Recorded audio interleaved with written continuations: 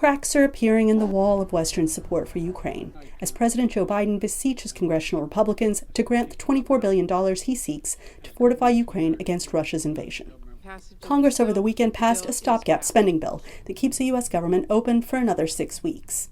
But that package did not include the Ukraine aid, leading Biden to appeal across the political aisle to legislators who have expressed concerns about accountability and exasperation that the war is still raging after more than 19 months. I hope my friends on the other side keep their word about support for Ukraine. They said they were going to support Ukraine in a separate vote. We cannot, under any circumstance, allow American support for Ukraine to be interrupted. I fully expect the Speaker to keep his commitment to secure the passage and support needed to help Ukraine as they defend themselves against aggression and brutality.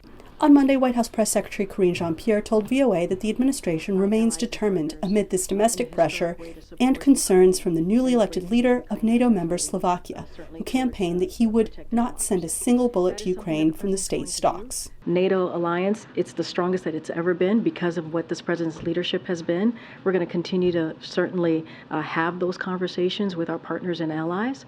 But look, and I said this earlier, it does not help.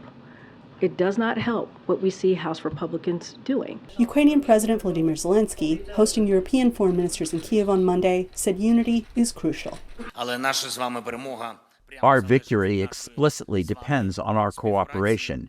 The more powerful and principled steps we take together, the sooner this war will end fairly, with the restoration of our territorial integrity and a reliable guarantee of peace for the whole of Europe.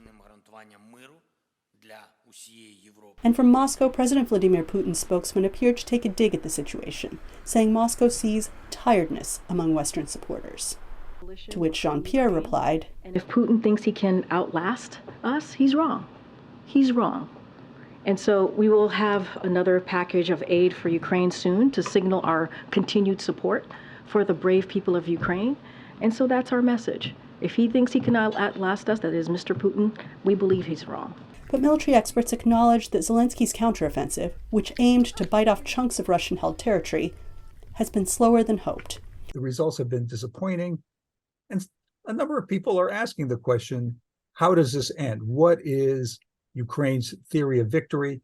I think President Zelensky is going to have to articulate that in the next couple of months in order to rally his supporters. But the Ukrainian people remain determined. Over the weekend, the besieged capital held its first full marathon since the start of the invasion. 5,000 participants, many of them service members, some of them amputees, ran the 42-kilometer course to raise money for the nation's defense, step by painful step. Anita, Powell, VOA News, the White House.